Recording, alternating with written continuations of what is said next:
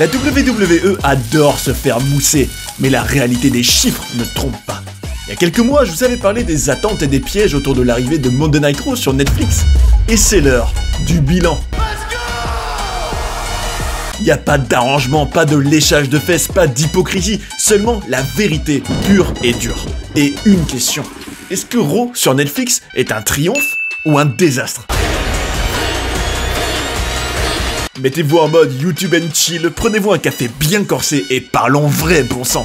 Vous êtes bien sur Johnny Catch, le bilan sans vaseline aucune du premier trimestre de Raw sur Netflix, c'est parti. Oh bon sang! Bon, je pense que vous l'aurez compris mes amis, hein. J'ai très hâte d'analyser tout ça ensemble. Les chiffres, oui les chiffres. Pourquoi c'est si génial les chiffres? Parce qu'il n'y a pas d'avis, il n'y a pas de oui, non, mais non, non, mais patati patata, ah, non mais ça c'était bien, non. Purement les chiffres, et ils mentent pas. Alors c'est vrai que, personnellement je le dis, j'aborde ce bilan, donc de ce premier, alors en Amérique ils appellent ça le quarter one, en gros le premier quart d'année, hein. on n'est pas débiles, et en gros on pourrait dire plus ou moins que c'est un gros trimestre, voilà on a compris l'idée, bref. Et donc il y a des chiffres de tout un bilan, hein, un vrai premier bilan, ça a quand même commencé en janvier, à l'instant T où j'enregistre cette vidéo on est en mai. Et il y a quand même des analyses à faire, des tendances à dégager, et surtout, ce qui est vraiment passionnant, c'est que là, je vais pas vous dire non, mais moi je pense que là c'était bien, là il a fallu ça, non, là ça j'ai bien aimé, non, on n'est pas là pour dire oui, pour défendre sa paroisse sur les storylines, sur chacun a son avis sur les shows, là on parle des chiffres, et ils révèlent beaucoup de choses, croyez-moi. Croyez-moi. C'est bien loin de la réalité que la WWE nous présente sans arrêt, en faisant sans arrêt du auto-léchage, j'ai envie de vous dire. Bref, je vous rappelle quand même une donnée, hein. Mes amis, ne l'oubliez pas, Netflix a payé 5 milliards de dollars, hein. 5 milliards. Pas 1, pas 2, pas 3, pas 4, non, 5. Et 5 milliards, mais pour avoir Monday Night Raw pendant quand même 10 ans. Mais est-ce que vous saviez qu'ils ont la possibilité de s'en aller au bout de 5 ans, hein, s'ils sont pas contents? Donc, bon, j'aurais aimé, pour que la WWE soit plus sous pression, qu'au bout de 1 an, ils aient déjà cette option. Mais bon, on verra où ça en est. Dans 5 ans, on verra. Bon, après, sachez que moi, je ne souhaite que le meilleur à la WWE, quand bien même elle me dégoûte parfois, mais c'est pas le sujet. Surtout TKO, mais même aussi la WWE, hein. Je vais pas faire semblant. Analysons les chiffres, rentrons dans le vif du sujet. Je sais que vous n'attendez probablement que ça, là. Alors, déjà, est-ce que vous vous rappelez bien sûr, le tout premier Raw sur Netflix, il avait fait... Or, il faut relativiser les chiffres, hein. On nous l'a vendu comme un carton, ouais, Netflix c'est génial, 5,9 millions de vues, mais j'ai envie de vous dire, les gars, 5,9 millions de vues, global, hein, pas US, donc c'est pas pareil. Quand, par exemple, j'ai lu des articles ou des journalistes, enfin, c'est pas des journalistes, ça, des apprentis sorciers de machin, je sais pas quoi, mais pas des journalistes. Bref, de toute façon, on s'en fiche, c'est pas la question.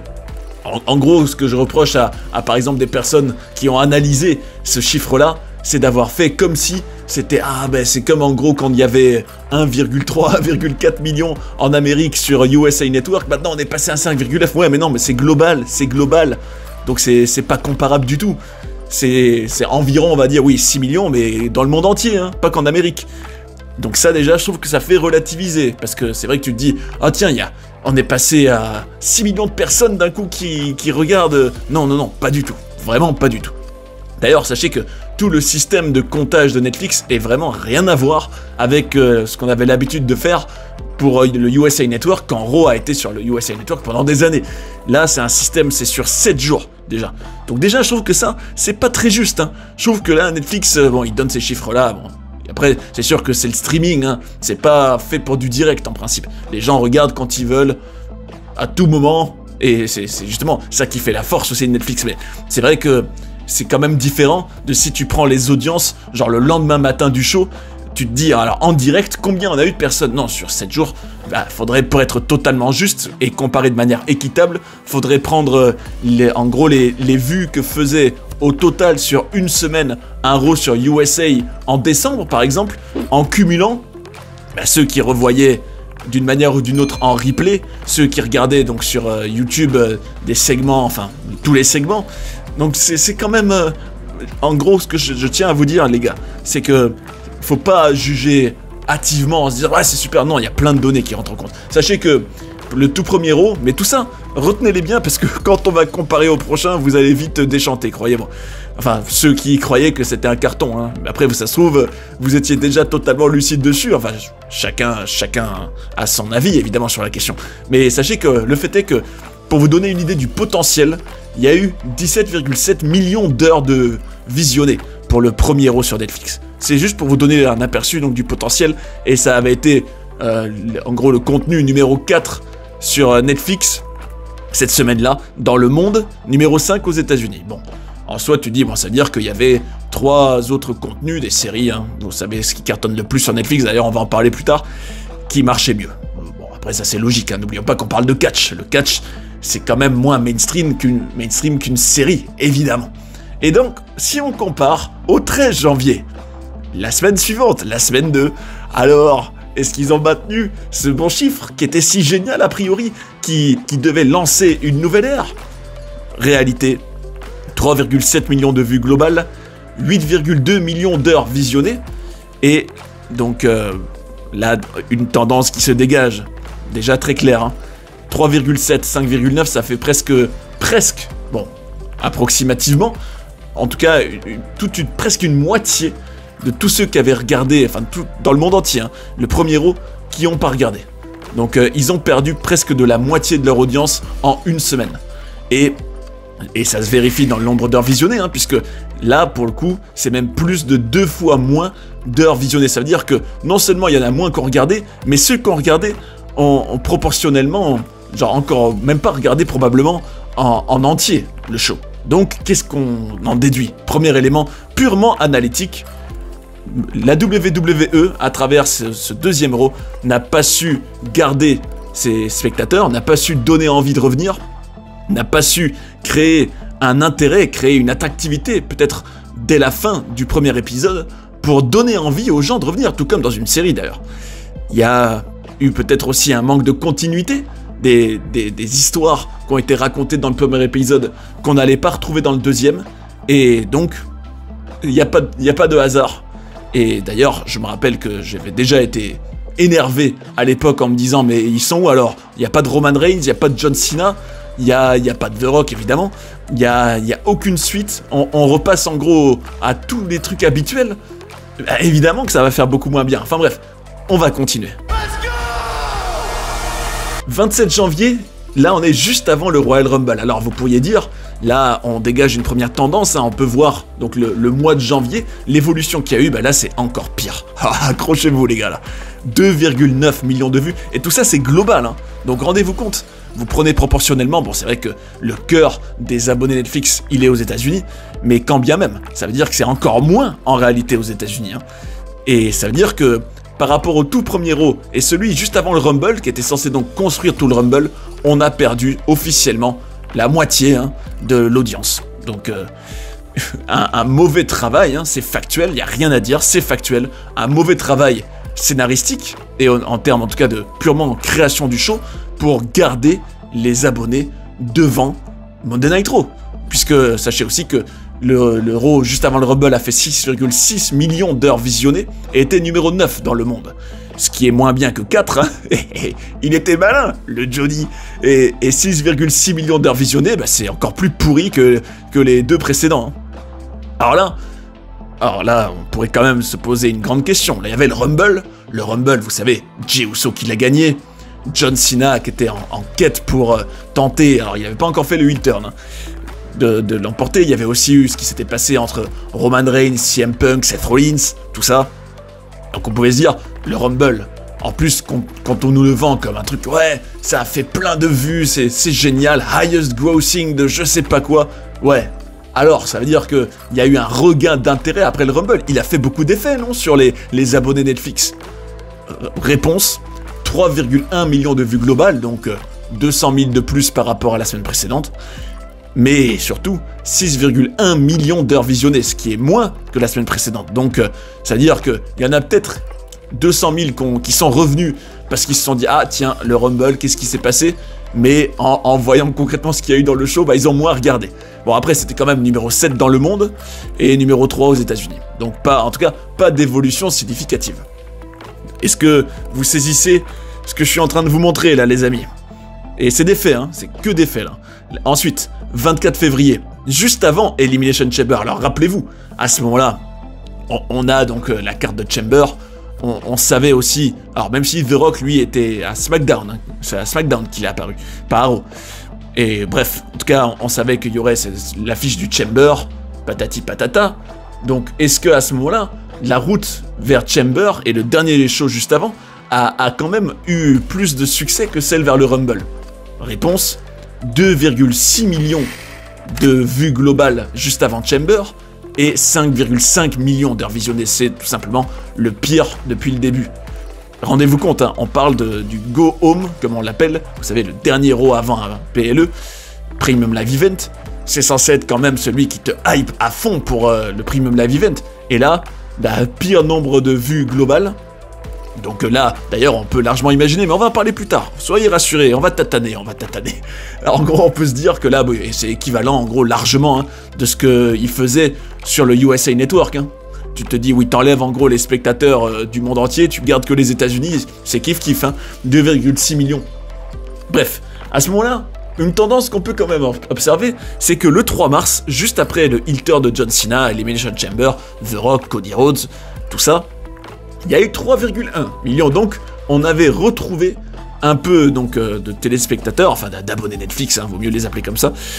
Il y avait eu 6,3 millions d'heures visionnées, donc on se dit oui, le heel turn de Cena juste après a fait le buzz, alors pas au point du même buzz que le tout premier Raw sur Netflix, ça veut dire qu'il y en a malheureusement qui sont partis pour de bon déjà, hein, puisqu'ils sont pas revenus. Et ça, c'est quand même révélateur, tu te dis, ça veut dire qu'ils sont capables, factuellement, d'avoisiner les 6 millions de vues globales, mais ils les ont plus jamais atteints. Ça veut dire que, quoi qu'il arrive, au mieux, même en faisant 3 millions de vues, ça veut dire qu'il y en a 3 autres de millions, t'as perdu pour de bon déjà. Et en l'espace de quelques semaines, hein, rendez-vous compte ce que ça veut dire. Donc ça veut dire que quand même concrètement, le heel turn de John Cena avait fait, on va dire, tout un regain d'intérêt, 6,3 millions d'heures, donc ils ont plus regardé. Et là la question c'est, est-ce que l'après Chamber, est-ce que, on va dire, à la manière de tous ceux qui osaient comparer tout ça au heel turn de Hulk Hogan, qui à l'époque avait été tellement, on va dire, choquant et colossal pour la WCW, alors époque différente c'est sûr, plus de gens devant la télévision, mais oui justement, les gens qui regardaient la télévision à l'époque, maintenant on transpose dans la période actuelle, aujourd'hui c'est des abonnés Netflix, on va dire, faut se baser sur Netflix. Est-ce que ça a cartonné, est-ce que ça a captivé les abonnés Netflix, là où avant ça captivait les téléspectateurs? Rappelez-vous à l'époque, sous l'impulsion du New World Order et de Hulk Hogan qui faisait le heel turn, il battait la WWE pendant 83 semaines dans les audiences, la WCW. Et là, alors là, écoutez, entre le tout premier Raw post-Chamber et le tout dernier Raw avant WrestleMania, on a globalement perdu des téléspectateurs. Donc il n'y a pas du tout eu de, comme ils veulent nous faire croire, oui, et je parle pas de la WWE, hein, je parle aussi de tous ces, enfin, je vais rester calme, ces personnes, on va dire, de l'univers médiatique catchesque qui disent « Ah, c'est génial, He's cooking, Triple H cuisine, c'est génial, ça marche mieux que jamais. » Non, ça marche pas mieux que jamais, fermez-la, arrêtez vos bêtises. Non, au contraire, le heel turn de Cena n'a pas suffi à maintenir une audience importante, comme elle en était capable en réalité, puisque le premier Raw sur Netflix l'a prouvé. Et au contraire, le build-up de WrestleMania, la route vers WrestleMania, en fin de compte, se termine avec encore moins d'abonnés Netflix devant que juste après Elimination Chamber. Ça veut dire que le build-up vers WrestleMania n'a pas captivé les abonnés Netflix comme ça aurait dû. Puisque d'ailleurs, le dernier avant WrestleMania avait 5,6 millions d'heures visionnées, ce qui était à égalité avec juste avant Chamber le plus mauvais, et c'était numéro 9 global. Donc, quand on se rappelle qu'au tout début, c'était numéro 4, ça veut quand même dire que ça a chuté dans le classement des tendances mondiales. Hein. Donc, c'est factuel, c'est indéniable, c'est incontestable. La route vers WrestleMania 41 n'a pas été de qualité suffisante pour maintenir un intérêt mainstream global chez les abonnés Netflix. Alors après, là évidemment, on va passer au Raw juste après WrestleMania. Et là, faut bien sûr pas se leurrer. Évidemment, les chiffres vont être un petit peu meilleurs. Et encore pas si folichons, hein. Écoutez, le Raw après WrestleMania, de toute façon, traditionnellement, c'est toujours le plus regardé de l'année. C'est vrai, c'est WrestleMania, ça fait du buzz. C'est la nouvelle saison, on va dire. On y voit les tendances pour tous les prochains mois en général. Combien de vues? 3,6 millions. Ce qui en soi est... Bah en fait, on est au mieux, hein, c'est-à-dire que au mieux, dans le meilleur des cas, hein, dans le cas d'un Raw post-WrestleMania, hein, dans ce premier quart de 2025 de Raw sur Netflix, au mieux, on retrouve le chiffre qu'on avait dans la deuxième semaine. Parce qu'en deuxième semaine, rappelez-vous, c'est 3,7 millions. Donc là, on est à 3,6, donc en soi, c'est même moins bien que la deuxième semaine. C'est-à-dire que le plafond de verre, en ce moment, hein, en tout cas au moment de la fin de ce premier quart de 2025, il est à environ 3,6 millions. Donc encore une fois, il y en a qui sont partis après le premier épisode et qui reviendront plus. En tout cas, qui sont pas prêts de revenir, et que le Hilter de Cena et patati et patata et les shows, ça n'a pas convaincu. Alors ça a quand même donc un peu mieux marché, et on pouvait se demander, est-ce que ça s'est amélioré dans la route vers Backlash avec Cena champion, la construction de Cena Orton, et tout le reste, hein, Rollins, qui était maintenant un Polyman Guy, Braun Breaker, Roman Reigns pas là, CM Punk pas là, Cody Rhodes pas là.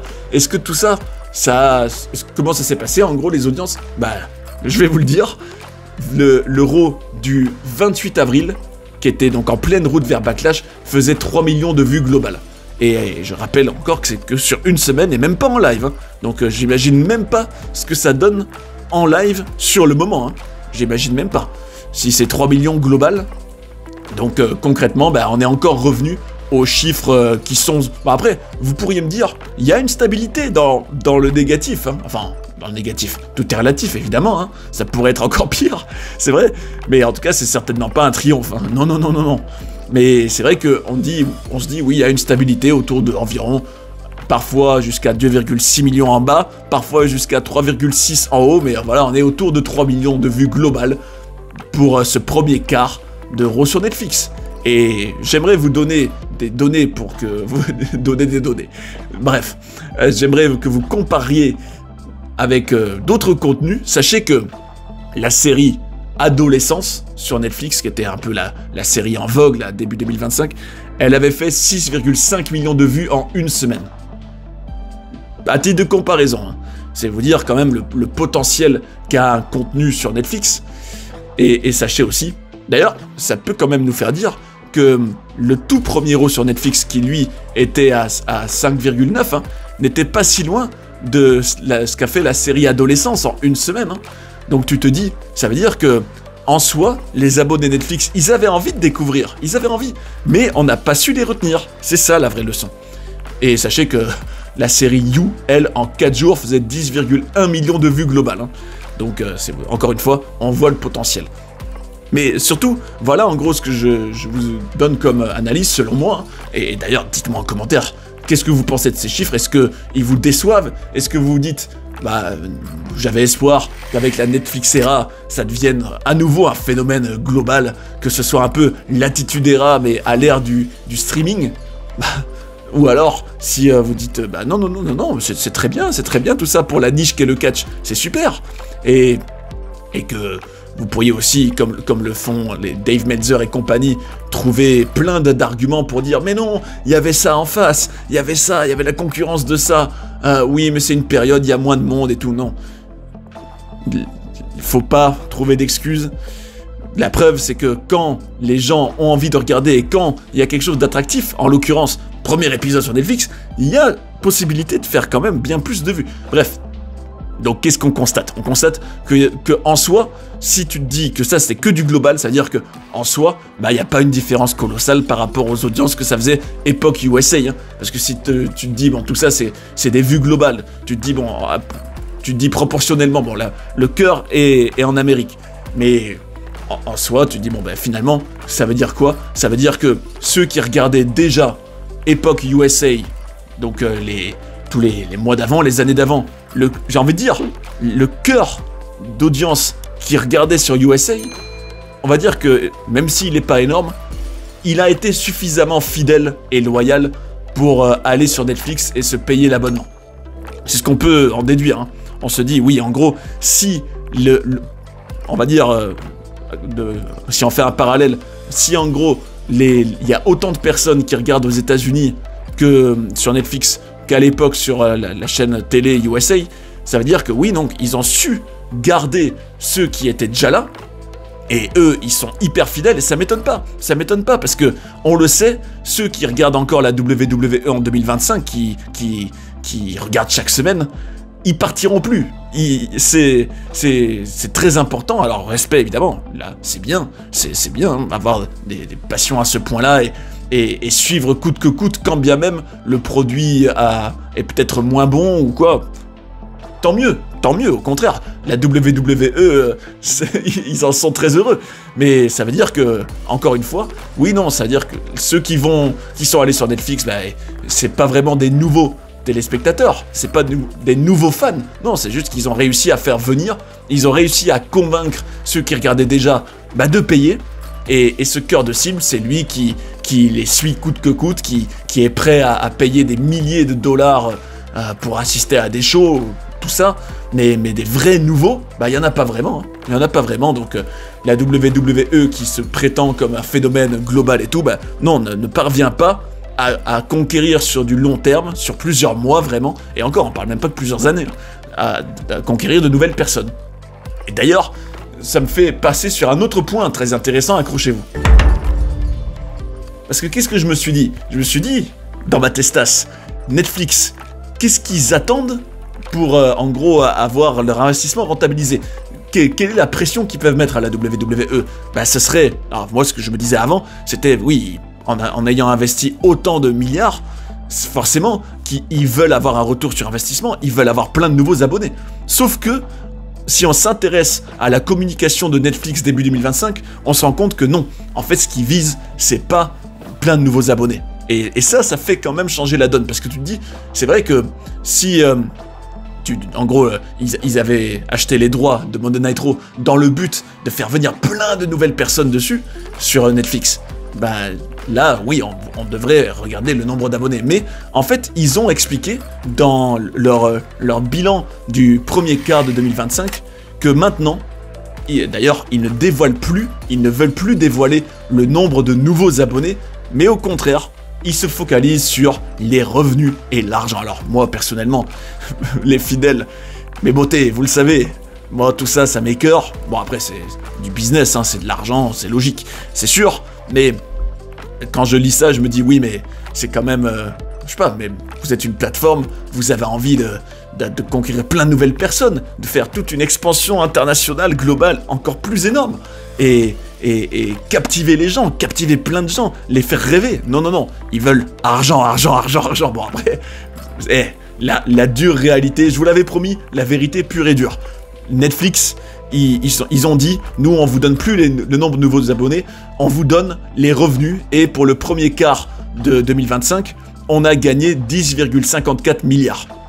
Et ils ont dit que c'était notre focus, notre nouvelle stratégie. En gros, ils ont expliqué que avant, leur stratégie, c'était, oui, il faut conquérir des nouveaux abonnés, mais maintenant, ils se disent, non, notre but, c'est plutôt de susciter le plus de revenus et d'argent possible. Et d'ailleurs, n'est-ce pas la même stratégie que la WWE sous TKO, en fait, les gars? Dites-moi ce que vous en pensez, parce que on a aussi l'impression qu'ils cherchent pas à faire venir plein de nouveaux fans, à conquérir. Non, on dirait plutôt que les fans qui sont déjà là, faut leur prendre un max de thunes, un max d'argent. D'ailleurs, ils l'ont dit, Netflix par exemple, et tu peux faire la comparaison avec la WWE. En gros, leur stratégie, concrètement, pour avoir plus de revenus, ça a été de mettre bien plus de publicité, et Raw, évidemment. Pour mettre de la pub, c'est idéal. C'est de l'espace publicitaire à gogo, Monday Night Raw. C'est des heures de ça, même. Donc, c'est génial pour eux. Ils se disent, ça fait encore plus de publicité, encore plus de sous. Et puis surtout, ils ont aussi augmenté les prix, ces voyous de Netflix. Puisqu'ils ont dit, voilà, le plan standard, il est passé à 17,99 $. Si vous avez les pubs, c'est 7,99 $, et le plan premium sans pub, c'est 24,99 $. Et je suis pas du tout en train de faire de la pub pour eux, loin de là même. Ça, je pense que c'est clair pour tout le monde. Enfin bref, en tout cas, le fait est que bah, eux, ils se réjouissaient, donc dans leur bilan, Netflix, ils se disaient, bah, regardez, on a même excédé nos prévisions financières pour le premier quart de 2025, on a 10,54 milliards, ce qui est plus, je crois que c'est 10,52 milliards ce qu'ils avaient comme prévision. Donc pour eux, c'est ce qu'ils voulaient, c'est ce qu'ils visaient. Et je me dis, bah, c'est pour ça que Raw, finalement, il n'y a pas vraiment de pression sur les audiences et compagnie. Hein. Tant que ça leur rapporte les sous de la pub, ils sont heureux. Hein. Parce que Netflix ne cherche plus en fait à conquérir des personnes, non, ils veulent de l'argent. Donc, alors pourtant, ils ont quand même 3,6 millions d'abonnés dans le monde, hein, et 81,44 millions aux États-Unis. D'ailleurs, quand on apprend ça, on se dit... Ça veut dire que sur 301 millions d'abonnés dans le monde, il y a eu que environ 6 millions de vues la première. Ça veut dire qu'il y en a quand même beaucoup qui en ont rien à faire du catch. Hein. Mais bon, après, c'est normal, hein, ça montre bien que le catch, en tout cas en 2025, n'est pas du tout une discipline mainstream, hein, loin de là. Bref, en tout cas, sachez aussi que, bah, malgré tout, hein, ils étaient... En 2024, hein, quand ils avaient encore leur ancienne stratégie de conquérir les gens, ils avaient conquis 41,32 millions de nouveaux abonnés en 2024. Enfin bref, c'est l'heure de la conclusion, les gars. Et dites-moi ce que vous en pensez de tout ça. Hein. Je vous invite vraiment à partager, c'est vraiment méga intéressant, je trouve. Et donc, je vous rappelle que Netflix peut annuler au bout de 5 ans, mais bon, on se dit que s'ils sont satisfaits de l'argent, pour le moment, ils sont pas prêts de le faire. Mais je me demande, personnellement, je vais étudier ça de près, et je vous donne rendez-vous d'ailleurs peut-être dans 5 mois, dans 6 mois, dans 1 an, pour faire un bilan d'où en seront les audiences à ce moment-là. Est-ce que ça sera stabilisé à 3 millions encore de vues globales, ce qui est pas impressionnant du tout? Est-ce que ça va augmenter? Alors là, moi, un truc par exemple que j'attends avec impatience, c'est je me demande si par exemple, ce qui n'a pas été le cas jusqu'à présent, il y a The Rock impliqué vraiment de manière consistante chaque semaine, est-ce que ça va augmenter les vues globales? Pareil pour Roman Reigns. On peut pas considérer qu'il a été vraiment... Alors, oui, à la limite, un des derniers Raw avant WrestleMania, oui. Et ben finalement, c'est là que tu te dis, même Roman Reigns n'a pas, en gros, eu d'impact sur les audiences, hein, malheureusement, hein, c'est vrai. Hein, mais pourtant, j'adore Roman et j'aimerais que ça soit le cas. Mais je pense que le problème... Alors, à moins que The Rock vienne dire le contraire, mais là, regardez, on parle quand même d'une période où t'avais une star comme John Cena. Hein. Moi, je pense que le problème, c'est pas, oui, il faut que telle star ou telle star soit là. Le problème, il est plus profond. C'est que, quand bien même il y a plein de stars, hein, comme le tout premier, si tu racontes pas les histoires suffisamment excitantes pour te donner envie de revenir, tu peux avoir toutes les stars. Hein. Tu peux avoir Cena, Roman, Rollins, Drew McIntyre et CM Punk, tout ça dans le même show. Pourtant, c'est des stars, hein. Ben, les gens reviendront pas. Enfin bref, ça d'ailleurs, ça en dit long, hein, ça en dit vraiment long. Sachez aussi que je conclurai par une phrase qui a mal vieilli. Triple H qui avait dit, au moment du deal sur Netflix, là, il avait dit « Les jeunes audiences ne regardent plus la télévision traditionnelle. » Et en gros, les jeunes téléspectateurs d'aujourd'hui, enfin la jeunesse actuelle, voient le streaming à la demande comme la nouvelle norme. Tout comme YouTube et TikTok. Bah, mon coco, Triple H, j'ai envie de te dire, avec les shows que t'as écrits, t'as pas su les conquérir pour le moment, hein, les jeunes audiences. Bref, moi je dis, les chiffres ne sont pas impressionnants du tout. Alors vraiment pas du tout, c'est pas du tout un carton. Alors financièrement, peut-être que oui, et Netflix s'en lèche les babines parce que c'est leur nouvelle stratégie, parce que Raw, c'est plein de publicité partout. Et ça, Dieu sait que la WWE adore se mettre plein d'argent dans les poches de toutes les façons possibles. Par contre, conquérir des nouveaux fans et plus se concentrer sur le fait de saigner à mort ceux qui sont fidèles, ça, c'est pas encore d'actualité. En tout cas, il n'y a aucune excuse possible. C'est plus la télévision, c'est sur une semaine, c'est sur toute la planète entière. Donc tous ceux, et attention, là je vise vraiment par exemple des Dave Meltzer ou compagnie, ou des Dirt Sheets qui pendant des années ont dit ouais mais il y avait ça en face, il y avait ceci en face. Non, vous avez été mis face à vos propres défaillances, il n'y a aucune excuse, c'est sur toute la planète entière, sur une semaine, et il n'y a pas vraiment de différence par rapport à l'audience que tu faisais sur USA Network quand c'était sur la télévision. En plus, c'est sur une plateforme de streaming qui est adaptée, soi-disant, à la nouvelle audience, l'audience de 2025. Donc, aucune excuse possible, et ça montre bien que les Dirt Sheets n'ont fait que trouver des excuses pourries à 2 balles pendant des années pour excuser la pauvreté créative et le manque d'efforts et les failles de la WWE. Et c'est mon mot de la fin, un Johnny Catch énervé. C'est vrai, mais pour autant, je vous remercie. Ça n'enlève pas toute ma gratitude envers vous. Et je vous invite à partager ce que vous ressentez par rapport à tout ça. Est-ce que ça vous surprend pas? Est-ce que ça vous déçoit? Est-ce que vous êtes content? Dites-le moi. Hein. Et évidemment, je vous remercie pour vos commentaires, vos likes, votre contribution. Ça m'aide et nom d'un chien, quand on aime le catch, ce partage-là, il est magnifique. Donc, merci du fond du cœur. Et espérons, parce que en soi, c'est tout ce que je demande. Espérons que la WWE finisse par se remettre en question. Des changements internes, des changements scénaristiques, des changements d'équipe, peu importe. Mais espérons qu'elle arrive enfin à garder des spectateurs devant ces shows sur plusieurs mois. C'est pas compliqué quand même, non? D'ailleurs, si vous avez envie de découvrir des documentaires sur des personnages incroyables ou d'apprendre plein de coulisses et de controverses de la WWE, j'ai tout ce qu'il vous faut ici. J'espère que vous avez passé un bon moment devant cette vidéo et je vous invite à rester sur Johnny Catch pour en voir d'autres.